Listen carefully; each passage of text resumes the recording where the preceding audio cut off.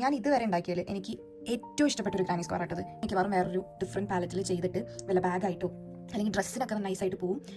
നമ്മൾ ഈ ഒരു 4 കളർ ഷെയ്ഡ് വെച്ചിട്ട് എങ്ങനെയാണ് നമ്മൾ ഈ ഒരു സ്വേൾ സ്ക്വയർ ഉണ്ടാക്കുന്നതെന്നാണ് ഇന്ന് കാണാൻ പോകുന്നത്. ഇതിന് ഞാൻ ഉപയോഗിച്ചിരിക്കുന്ന മെറ്റീരിയൽസിനെ കുറിച്ചിട്ട് ഞാൻ ആദ്യം പറയാം.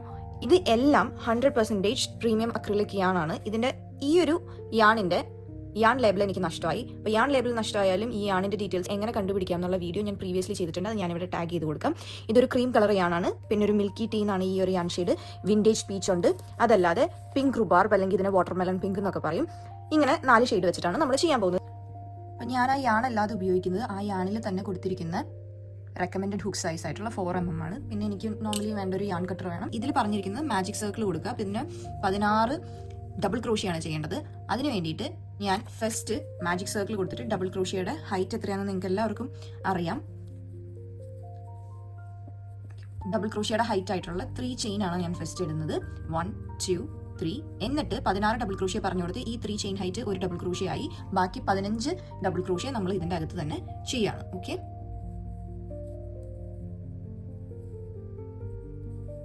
16 ഡബിൾ ക്രോഷിയ ചെയ്തതിന് ശേഷം ഇങ്ങോട്ടേക്ക്, അതായത് ഫസ്റ്റ് 3 ചെയിൻ ഉണ്ടല്ലോ അതിലോട്ട് സ്ലിപ്പ് സ്റ്റിച്ച് ചെയ്ത് ആ ഒരു റോ കംപ്ലീറ്റ് ചെയ്യണം.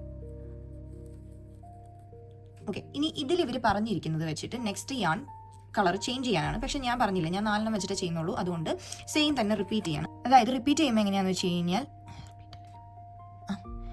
നമ്മൾ ഇതിൽ ചെയ്യണത് എല്ലാം ബാക്ക് ലൂപ്പ് ഉള്ളി വെച്ചിട്ടാണ്. എന്നാലാണ് ആ ഒരു ടെക്സ്ചർ വരുള്ളൂ. അപ്പം നെക്സ്റ്റ് റൗണ്ട് കയറാൻ വേണ്ടിയിട്ട് ഫസ്റ്റ് നമുക്ക് ചെയ്യേണ്ടത് സിംഗിൾ ക്രോഷ്യ ബാക്ക് ലൂപ്പ് ഉള്ളിയാണ്. അപ്പം ഞാൻ സാധാരണ ഇതിനൊരു സ്റ്റാൻഡിങ് ചെയിൻ, അതായത് ഇതിന്റെ ഹൈറ്റ് വെച്ചിട്ട് 1 ചെയിൻ ആണ് ഇടാറ്.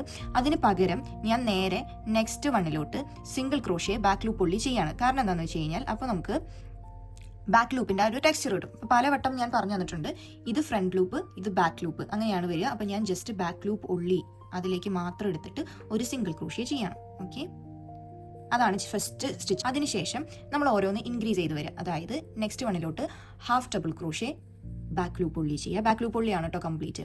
എന്നിട്ട് അടുത്ത ഇൻക്രീസ് സ്റ്റിച്ച് എന്ന് പറയുന്നത് ഡബിൾ ക്രോഷ്യ ബാക്ക് ലൂപ്പ് ഉള്ളി. അപ്പോൾ 2 പെയറിൽ കൂടെ വർക്ക് ചെയ്യാം. നെക്സ്റ്റ് വണ്ണിൽ ട്രിപ്പിൾ ക്രോഷ്യ ബാക്ക് ലൂപ്പ് ഉള്ളി 2 വട്ടം യാൺ ഓവർ ചെയ്തിട്ട് ബാക്ക് ലൂപ്പ് ഉള്ളി കൂടെ മാത്രം എടുത്ത് യാൺ ഓവർ ചെയ്ത് പുൾ ത്രൂ ചെയ്യുക. എന്നിട്ട് 1 2 3 3 വട്ടം പെയറിൽ കൂടെ പുൾ ത്രൂ ചെയ്യാം. ഇത്രയുമാണ് നമ്മുടെ ഒരു സൈഡ് വരുന്നത്. ഇനി നമുക്ക് നെക്സ്റ്റ് 1 മുതൽ കോർണർ വേണമല്ലോ. ആ കോർണറിന് വേണ്ടിയിട്ട് നമ്മൾ യൂസ് ചെയ്യുന്നത് 3 ചെയിനാണ്. 1 2 3 ചെയിനാണ്. ആ ഒരു ചെരിവ് വരാൻ വേണ്ടിയിട്ടാണ് കേട്ടോ. എന്നിട്ട് ഈ ഒരു സംഭവം റിപ്പീറ്റ് ചെയ്യുക. അതായത് single crochet back loop only ചെയ്യുക, half double crochet back loop only ചെയ്യുക, double crochet back loop only ചെയ്യുക, ട്രിപ്പിൾ ക്രോഷ്യ ബാക്ക് ലൂപ്പ് ഉള്ളി, പിന്നെ ചെയിൻ 3.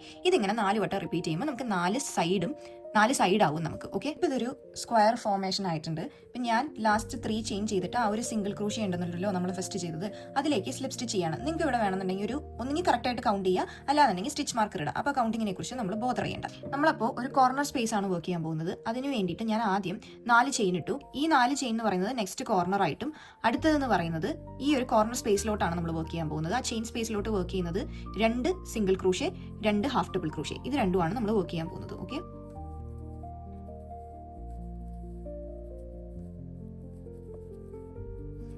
അപ്പൊ ചെയിൻ സ്പേസിലോട്ട് 4 chain, 2 single crochet, 2 half double crochet work ചെയ്തു. അതിനുശേഷം നമ്മൾ ചെയ്യാൻ പോകുന്നത് ഇനിയെല്ലാം സൈഡിലെല്ലാം ബാക്ക് ലൂപ്പ് ഉള്ളിയാണ് ചെയ്യാൻ പോകുന്നത്. അപ്പോൾ ബാക്ക് ലൂപ്പ് ഉള്ളി ചെയ്യാൻ വേണ്ടിയിട്ട് ആദ്യം തന്നെ ഫസ്റ്റ് 2 സ്റ്റിച്ചിലോട്ടും ഡബിൾ ക്രോഷ്യ ബാക്ക് ലൂപ്പ് ഉള്ളിയാണ് ചെയ്യുന്നത്.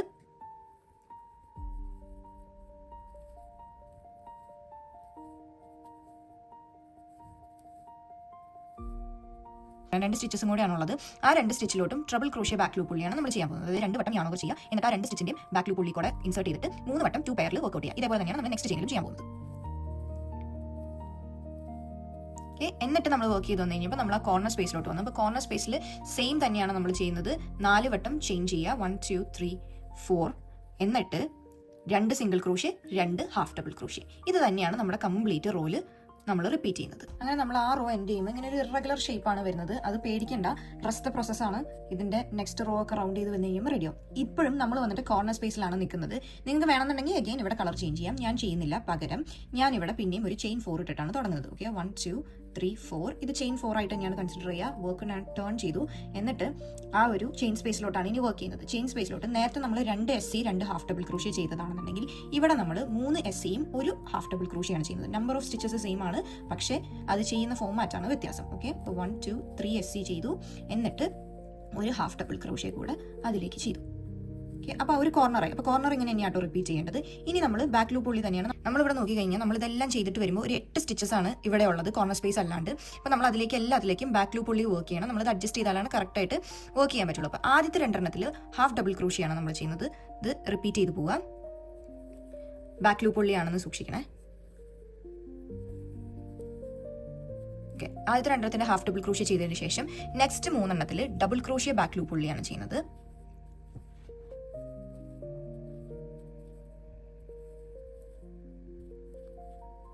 ഇനി അടുത്ത 3 നമ്മൾ ചെയ്യാൻ പോകുന്നത് ട്രബിൾ ക്രോഷ്യ ബാക്ക് ലൂപ്പ് പുള്ളി. ഈ 2 സ്റ്റിച്ചസ് കറക്റ്റായിട്ട് ശ്രദ്ധിക്കാം കേട്ടോ.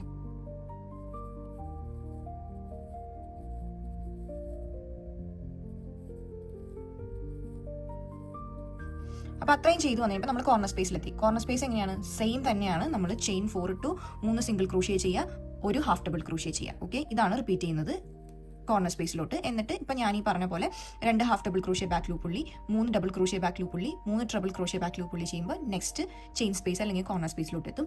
ഇത് റിപ്പീറ്റ് ചെയ്ത് പോവാം. ഇത് ഇത്രയും റോ കഴിഞ്ഞ് കഴിഞ്ഞപ്പോൾ തന്നെ ഇതിനൊരു ടെക്സ്ചറും കാര്യങ്ങളൊക്കെ വന്നിട്ടുണ്ട്. ഞാൻ ഇവിടെ വെച്ചിട്ട് പിന്നെയും കളർ ചേഞ്ച് ചെയ്യാണ് കേട്ടോ. അപ്പം ഞാൻ അടുത്ത റൗണ്ട് ആ ഒരു വിൻറ്റേജ് പീച്ച് എന്ന് പറയുന്ന കളർ ഉണ്ടല്ലോ, അതിലേക്ക് ഞാൻ മാറി. ഇതിൽ ഞാൻ പിന്നെയും കോർണറിൽ തന്നെയാണ് വർക്ക് ചെയ്യുന്നത്. കോർണറിൽ ഞാൻ ടേൺ ചെയ്ത് ചെയ്യുന്നില്ല കേട്ടോ. ടേൺ ചെയ്ത് കഴിഞ്ഞ് കഴിഞ്ഞാൽ പിന്നെ എനിക്ക് ടെക്സ്ചർ ഒരു സൈഡിൽ അല്ലാണ്ട് വരും. അതുകൊണ്ട് ഞാൻ ടേൺ ചെയ്യുന്നില്ല. പകരം ഞാൻ ഇവിടെ ചെയ്യാൻ പോകുന്നത് പിന്നെയും ചെയിൻ 4 ആണ്. ഇപ്പോഴത്തേക്കും നിങ്ങൾക്ക് മനസ്സിലായിട്ടുണ്ടാവും കോർണർ സ്പേസിലോട്ട് ചെയിൻ 4ഉം 4 സ്റ്റിച്ചുകളുമാണ് വരിക. സ്റ്റിച്ചുകൾ മാറി മാറി വരും. അപ്പം ഇതിൽ വരുന്നത് എങ്ങനെയാണെന്ന് വെച്ച് കഴിഞ്ഞാൽ 4 സിംഗിൾ ക്രോഷ്യ സ്റ്റിച്ചസ് ആണ് ഇവിടെ വരുന്നത്. Okay,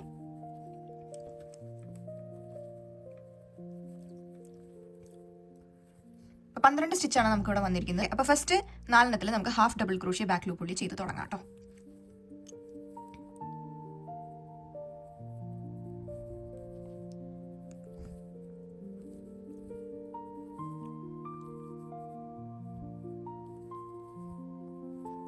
first 4 half double crochet back loop പുള്ളി ചെയ്തതിന് ശേഷം next 4 double crochet back loop പുള്ളിയാണ് ചെയ്യാൻ പോകുന്നത്.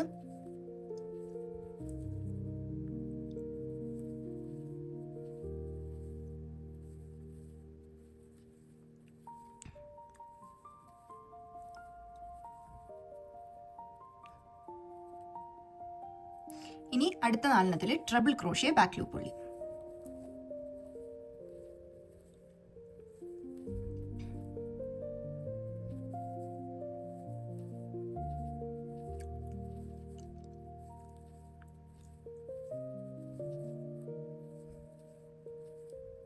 അപ്പോൾ അത്രയും ചെയ്തു വന്നു കഴിയുമ്പോൾ നമ്മൾ കോർണർ സ്പേസിലെത്തി. കോർണർ സ്പേസിലെത്തിയാൽ നമ്മൾ എന്താ ചെയ്യേണ്ടത്? 4 ചെയിൻ ഇടുക. 1 2 3 4.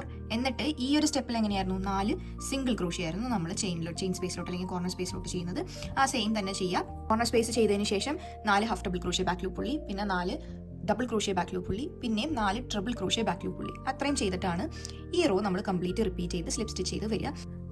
അത്രയും റോ ചെയ്ത് വന്നു കഴിയുമ്പോൾ നമുക്ക് ഇങ്ങനെയാണ് വന്നിരിക്കുന്നത്. ഇനി നമുക്ക് ചെയ്യാനുള്ളത് ലാസ്റ്റ് 2 റോയും കൂടെ ഉള്ളൂ. നമ്മൾ പിന്നെയും കോർണർ സ്പേസിൽ തന്നെയാണ് നമ്മൾ സ്ലിപ്പ് സ്റ്റിച്ച് ചെയ്ത് വന്നിരിക്കുന്നത്. അപ്പോൾ അവിടെ എന്താ ചെയ്യേണ്ടതെന്ന് വെച്ച് കഴിഞ്ഞാൽ ഇനി ഇതിൽ കുറച്ച് വ്യത്യാസങ്ങൾ വരാം കേട്ടോ. കാരണം നമ്മൾ സ്ക്വയറിലോട്ട് പോവാണ്. അപ്പോൾ 2 ചെയിൻ ഇടുക. എന്നിട്ട് ആ കോർണർ സ്പേസ് ഉണ്ടല്ലോ, ആ കോർണർ സ്പേസിലോട്ട് നമ്മൾ ഒരു സിംഗിൾ ക്രോഷ്യ ചെയ്യാം. ഓക്കെ, ഒരു സിംഗിൾ ക്രോഷ്യ ചെയ്തു. എന്നിട്ട് പിന്നെയും 2 ചെയിനും കൂടി ഇടാം. ഇതാണ് നമ്മുടെ നെക്സ്റ്റ് കോർണർ സ്പേസ് വരുന്നത്.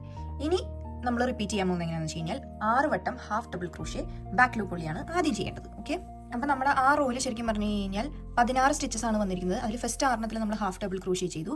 ഇനിത്തെ നെക്സ്റ്റ് 5 നമ്മൾ ചെയ്യാൻ പോകുന്നത് ഡബിൾ ക്രോഷ്യ ബാക്ക് ലൂപ്പ് പുള്ളിയാണ് കേട്ടോ. ഇനി നമുക്ക് 5 സ്റ്റിച്ചസും കൂടെയാണ് ബാക്കിയുള്ളത്. ട്രിപ്പിൾ ക്രോഷ്യ ബാക്ക് ലൂപ്പ് പുള്ളിയാണ് ചെയ്യുന്നത് കേട്ടോ.